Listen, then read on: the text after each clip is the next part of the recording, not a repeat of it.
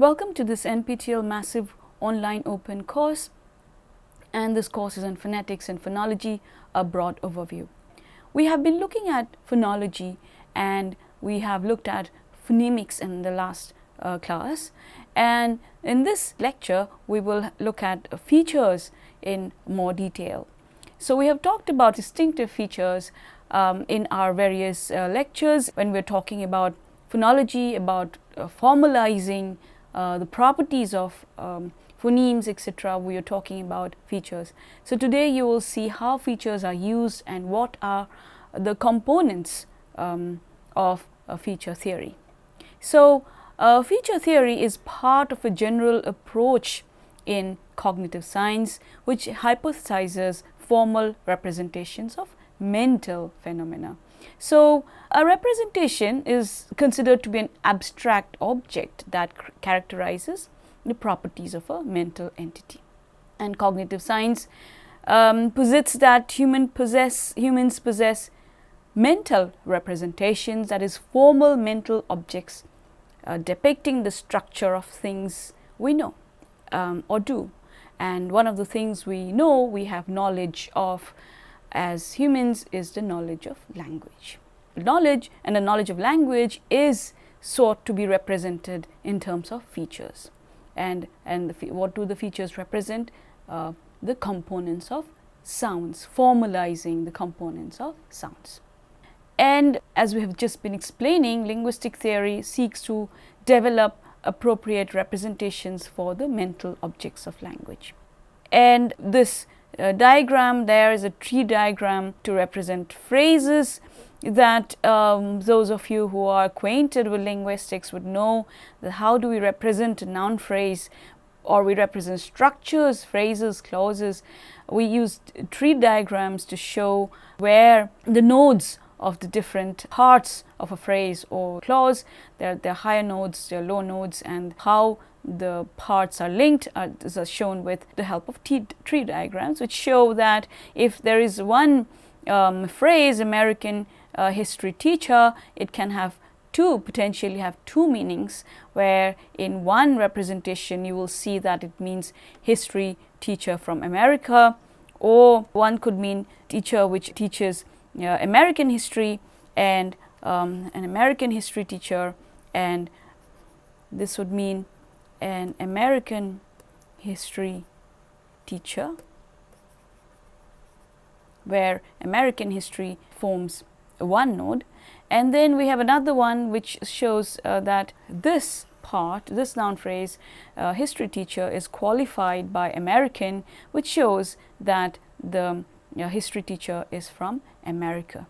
And this is a representation showing the different nodes, and again, as we're talking about representations, this is a way of representing those structures, and two distinct representations to the same phonetic string.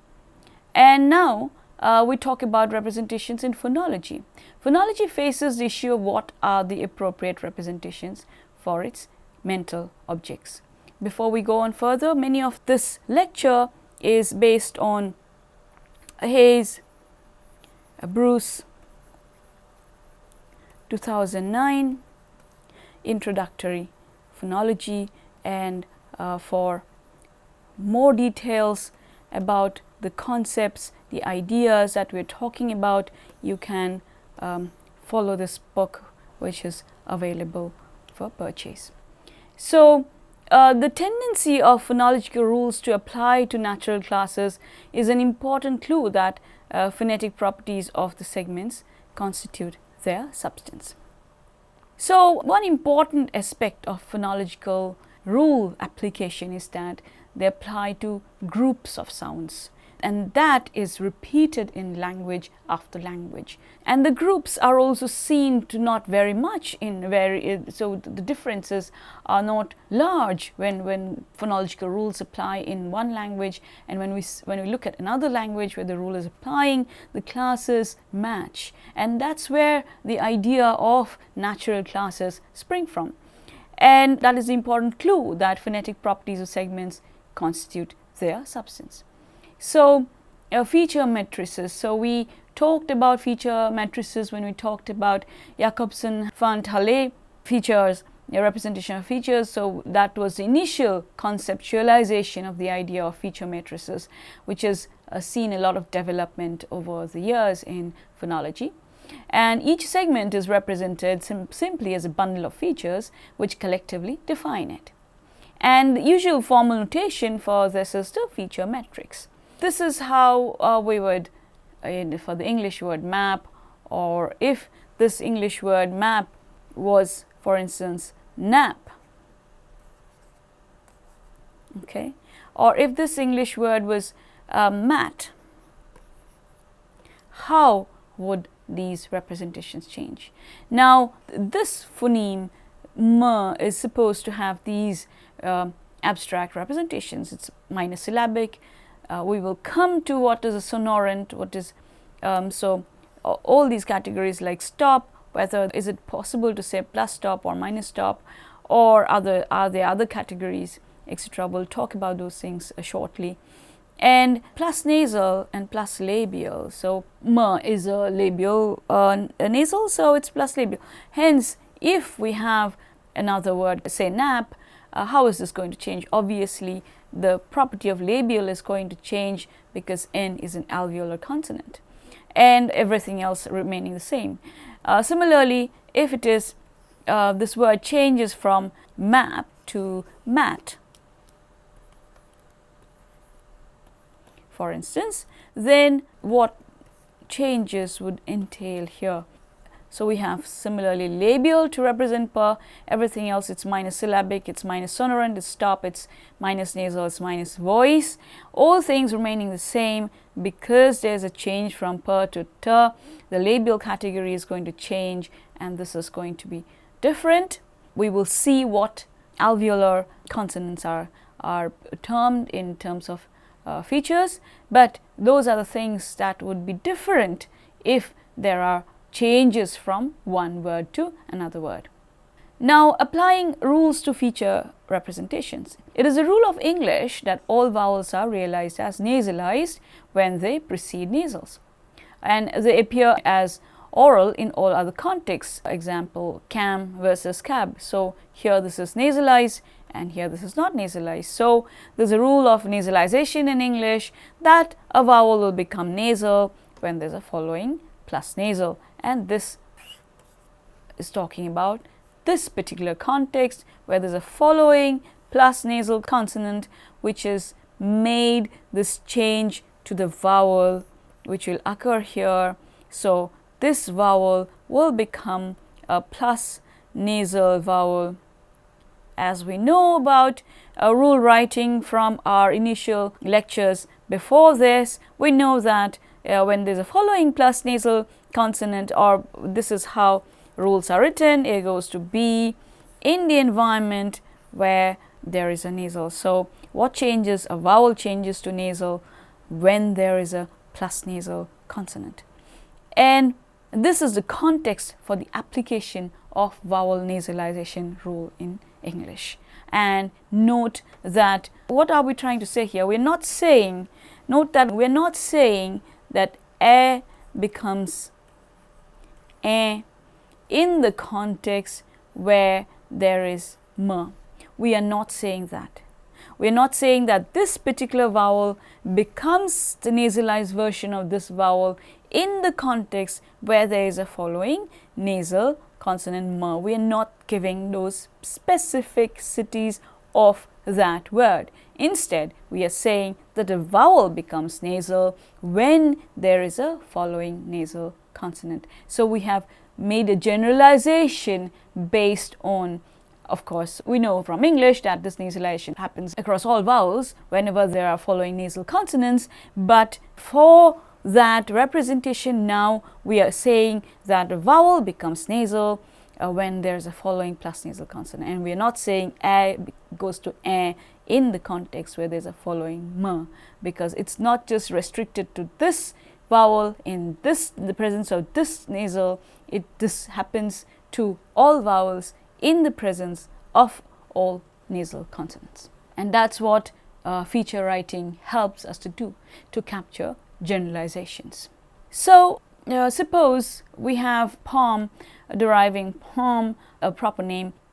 So it is useful to restate the rule in equivalent form so that it maps complete strings to complete strings. So the strings are here, whereas we have shown the generalization with just vowel becomes nasal. Here we are showing further changes, minus syllabic, minus plus sonorant, plus stop, minus nasal. That is capturing all the essential featural properties of the vowels and the consonant.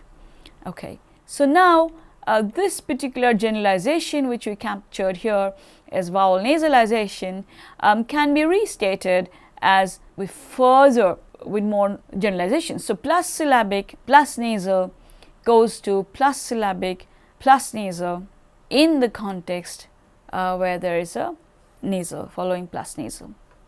So in the context where there is a following plus nasal. So the application of this rule yields now that this plus syllabic minus nasal goes to plus syllabic plus nasal in the environment where there is a plus nasal. Okay. Now all that it does is that it changes the minus nasal to plus nasal. So this particular minus nasal changes to this particular plus nasal. Okay, so how are rules matched up to forms? All features or segments not changed by a rule are assumed to remain the same. Two adjacent feature matrices in a rule can only be matched to two segments which are adjacent. So what are we trying to match up when we are writing rules? And as we said here, all features or segments are not changed by a rule. So a rule is simple by its very definition. A rule cannot be very complicated, otherwise it will not capture the essence of a phonological process. So two adjacent feature matrices in a rule can only be matched to two segments which are adjacent, and it cannot be more than that because phonological processes are such that they're not extremely unnatural, or unless there are few unnatural rules in phonology, but they're very, very natural rules and they apply in very specific contexts. So they can be mostly viewed from the point of view of a phonological analysis, and when the features are apparent to a person who is studying the features in greater detail. So vowel nasalization does not apply to Whitney, for instance. Why doesn't it apply to Whitney? Because it's obvious, because the context is not there anymore. What happens to the context? The context is absent because of the intervening consonant between the this E and the following N. So while it is necessary to match everything in the rule, it is not necessary to match everything in the form. So if a rule matches up to more than one location in a form, it applies to all such locations. So meaning that all that the rule requires is the matching of the context. So if your input provides you more context, then the rule will keep on applying. And so it does not say anything about the form. It does not say that apply this rule to only one context in the output form and do not apply to the other form. So that's why it is necessary to match everything in the rule. So Fandango becomes Fandango. So our rule of nasalization applies to both this and this vowel. Now, what do we need for a feature set? So the goal of characterizing natural classes. There are natural classes that are broader than the IPA categories, that is the feature sonorant, and stops, fricatives, affricates are minus sonorant, and all other sounds are plus sonorant. So one broad category is that of sonorant, and minus sonorants are called obstruents. And generally they can also be expressed as minus sonorant and versus plus sonorant. So as we can see now that we are using these two feature values of plus and minus. So, in a lot of languages of the world, the class of stops, fricatives, affricates bear the phonemic contrast for voicing. So, voicing is very often seen in the languages of the world, and a lot of languages contrast voicing in obstruents, in minor sonorants, and of course, and there are sometimes also limitations on the application of certain rules of voicing. So, many languages such as French, Catalan, Russian, Polish, Maltese have a rule of voicing assimilation, that is, a consonant is assigned the same voicing as an immediately following consonant. So, these are the restrictions on sometimes, even though there is voicing contrast, there can be also, along with the contrast, there can be also phonological rules applying, and specifically with relation to voicing. And there may be contrast, there may be also voicing assimilation, which means two obstruents must have the same value for voicing. So, in Spanish, Japanese, Swahili and other languages, the fricatives and affricates bear the phonemic contrast for voicing.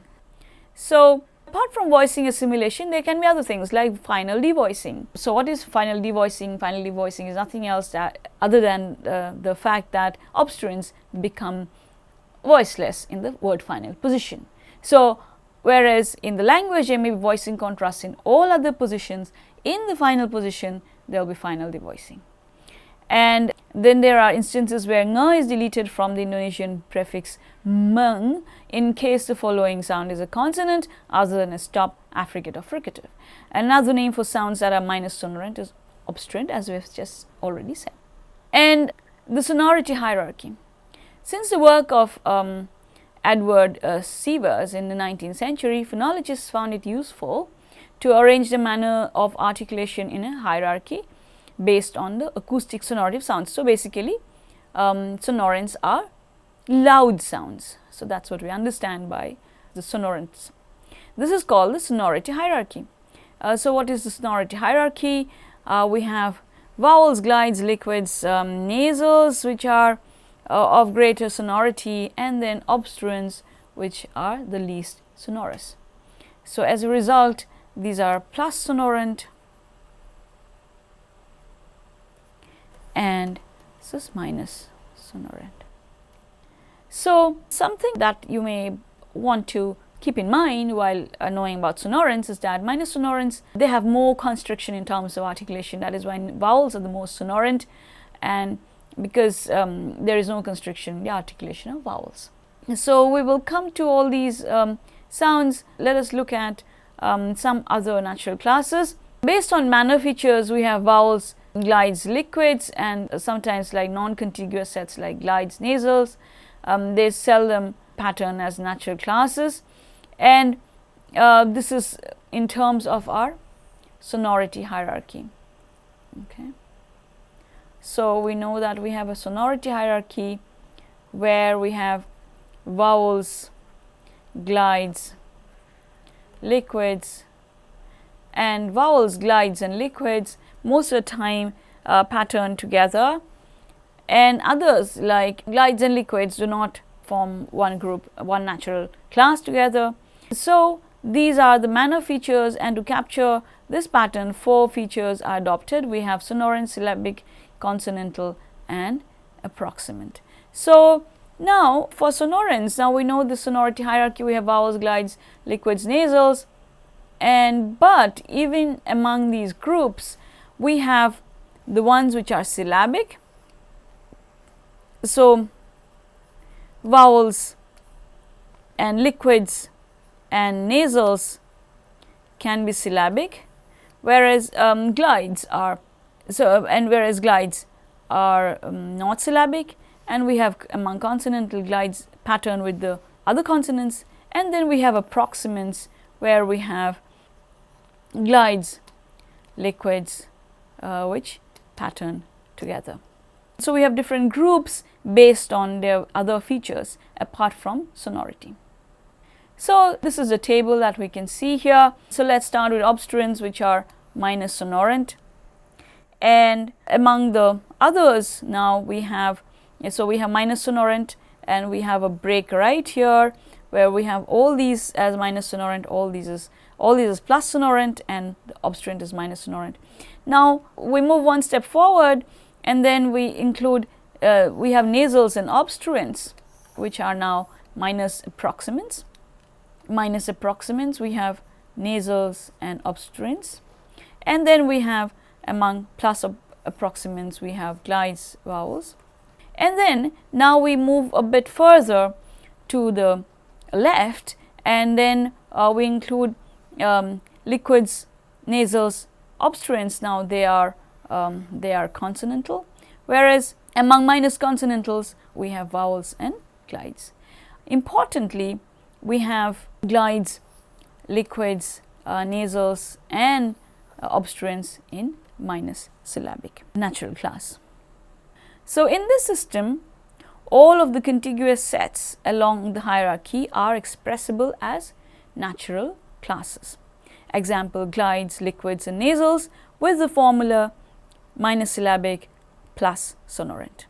And hence, whenever we have a process which targets glides, liquids, nasals, we will use this set, this natural class, to express this group. So we can say minus syllabic plus sonorant goes to, for instance, this rule may or may not exist in language, but I have just, for the sake of illustration, if we say in a language, suppose liquids, glides and nasals delete, okay, in the context where there is a preceding minus voice plus consonantal minus sonorant, let's say, yes. So suppose there is a language in which minus syllabic plus sonorants delete in the context where there is a preceding minus voice plus consonant and minus, whereas so there may be a language where glides, liquids and nasals delete if there is a preceding voiceless obstruent. Then this is the natural class that we will use to express that rule, that in this language glides, liquids and nasals delete, and then we will use the category of minus syllabic plus sonorant. And note that when we say minus syllabic plus sonorant, we are leaving out obstruents. So when we say minus syllabic plus sonorant, we are leaving out obstruents which are minus sonorant. And to express a rule which involves these three to the exclusion of obstruents, we have to say along with minus syllabic plus sonorant. So vowels are plus syllabic, glides are minus syllabic and minus consonantal, and liquids plus consonantal plus approximant, nasals minus approximant plus sonorant, and obstruents are minus sonorant. And every syllable has a nucleus, which is its most sonorous segment, and segments forming the nucleus of a syllable are classified as plus syllabic, the remaining segments as minus syllabic. And syllabic liquids and nasals occur in many languages. Example, Serbo-Croatian, square, or the last sound of English, for instance, like button, or English bottle, which is velarized, or a button, which is this nasal release, and this velarized l. So these are all syllabic. This is syllabic nasal. This is a syllabic. So we have glides, liquids and nasals. Among glides, liquids and nasals in English, we have nasals which are syllabic, and we have glides which are syllabic. So among manner features, we have syllabic liquids which can be expressed as plus syllabic plus consonantal plus approximant, and syllabic nasal which can be expressed as plus syllabic minus approximant plus sonorant. And syllabic fricatives and stops are quite rare, but occur in some languages like Berber. And syllabic glides, they are the same thing as vowels. Syllabic ear is a rather strange way of describing the vowel E. And the roticized schwa, so we have not talked about rhotic so much, but vowels can be roticized, is use an equivalent of syllabic ra. In the case of International Phonetic Alphabet symbol, it is inverted ra. So, sonority sequencing. The sonority hierarchy expressed with the manner features has a role of governing the legal sequencing of speech sounds. And languages which permit clusters of consonants at the margins of syllables so we have examples like trans. So, more sonorant consonant is, it is going to appear towards the right side of an obstruent in the onset position. So, a trans or prank or pray, so or play, etc. at the margins of syllables. So, you have a sonority hierarchy plays a role in syllabification as well. And we will discuss more about this when we discuss syllables. And this holds true for over 99% of the world's syllables. Exceptions are Slavic languages. Persian has some syllables whose segments occur in orders going against the sonority hierarchy, and Russian, and these are some Russian and Persian examples. Classifying the stops, fricatives, affricates and fricatives. Now, when talking about manner features, we have talked about sonorants extensively. Now, we talk about stops, affricates and fricatives. So, a sound is a minus continuant if it involves a full closure in the oral position of the vocal tract.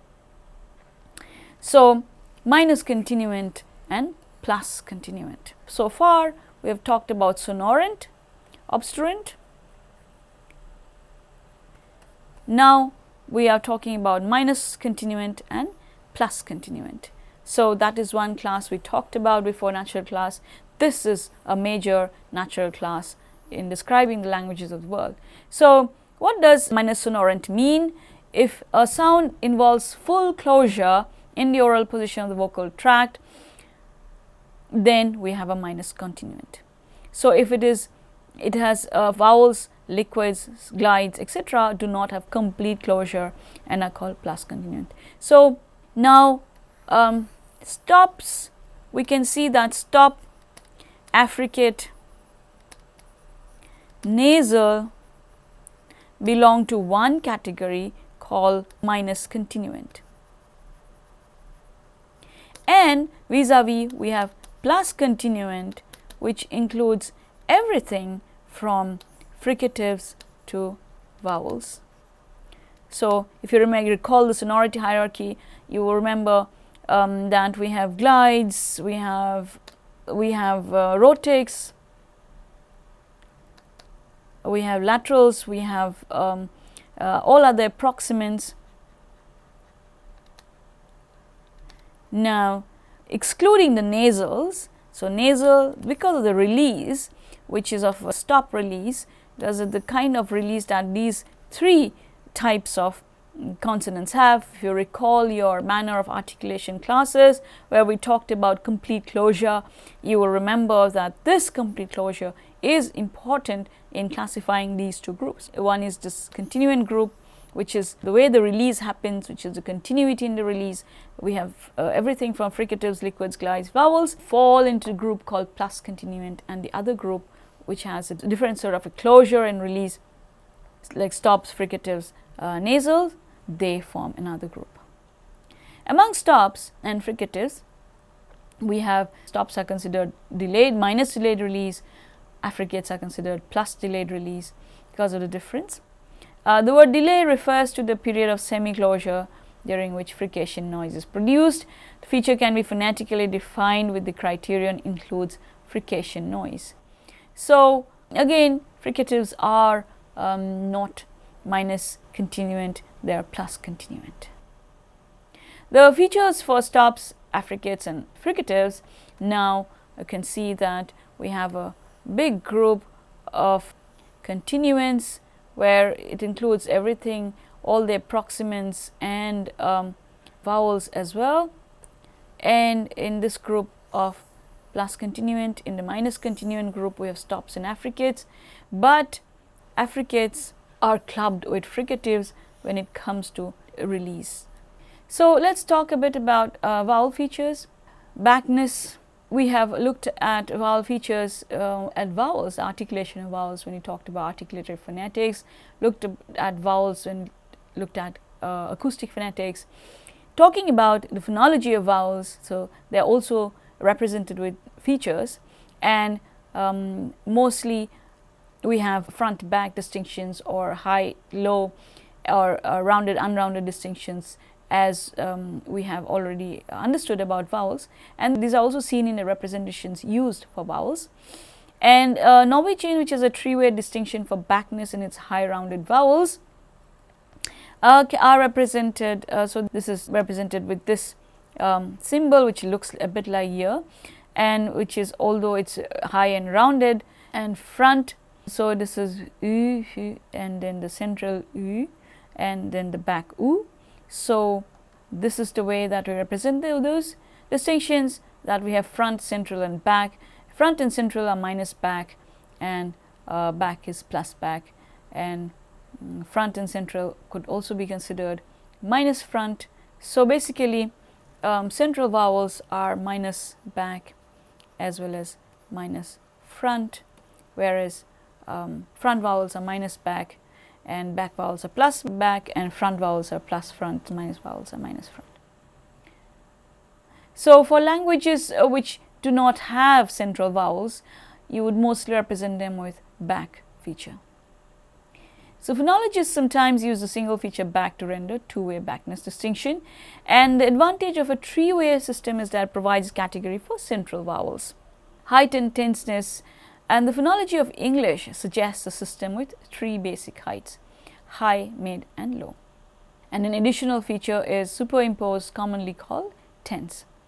A synonym for minus tense is lax, and these are the symbols for the high vowels. So these are the representations. It's minus high, minus low, plus tense, and as you can see, minus tense and plus tense are the way that we're representing lax vowels here, and plus high vowels, and plus low for low vowels, and mid vowels are represented as minus high and minus low, and low or high, so plus high, minus low, and if it is low or mid, then again we have, so mid vowels are minus high, minus low, whereas high vowels are plus high, low vowels are plus low. The tense and lax vowels differ phonetically, and lax vowels tend to be shorter and more centralized. Plus tense vowels diphthongize towards a higher vowel, and minus tense vowels tend to diphthongize with an inserted schwa. A feature chart for vowels.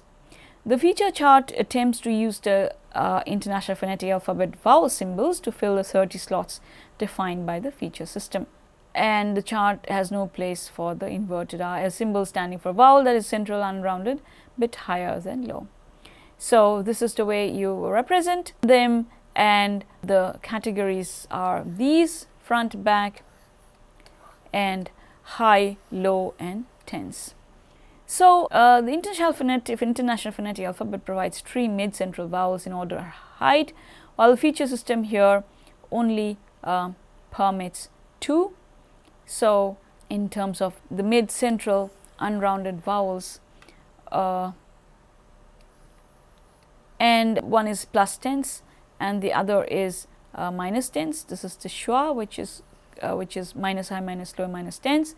The other minus round mid vowel is plus tense, and then we have a here, which is different from this vowel, and a here, which is different from these, because these are plus front and minus front vowels, and these are minus front and minus back vowels. So because of the use of the plus and minus values, there is more economy in the system. However, the International Phonetic Alphabet designates R to be the lowest possible front vowel in feature system.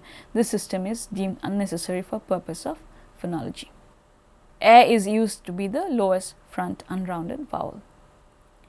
Now we discuss a bit more of the feature system with this example from the MIT course on features. So this is the set of English consonants and this is the set of ancient Greek consonants. And the question that we have in front of us is, how do you represent these two systems? Now, they're pretty much similar in the sense that they have, so the English system is quite reduced. It doesn't show all the, for instance, we do not have a few consonants here. So, for instance, sir, sh is there, zer, zh is there, f, v is there, but th is missing, the is missing from this English consonant set.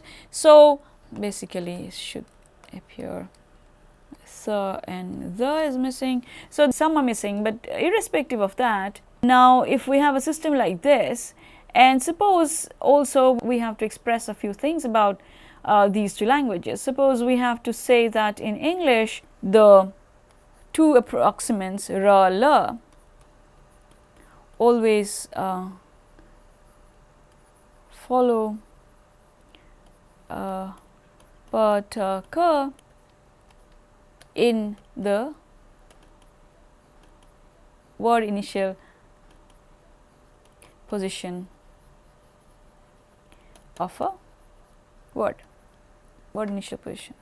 Suppose this is something we want to express. In the word initial position, always pa, ta, ka in English always has a following ra and la in consonant clusters, and what we want to express is that ra and la never precedes pa and pa, ta, ka. Supposedly you want to express the same thing about ancient Greek consonants. The example is there just to show that across different languages these things may be the same and may be repeated.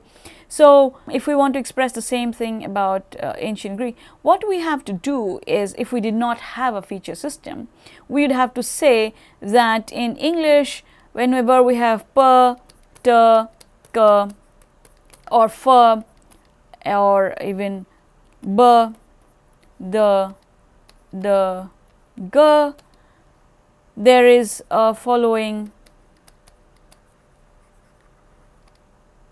ra. So, we get pra, tra, kra or bra or gra in English, and we do not get ra, pa, ra, ta.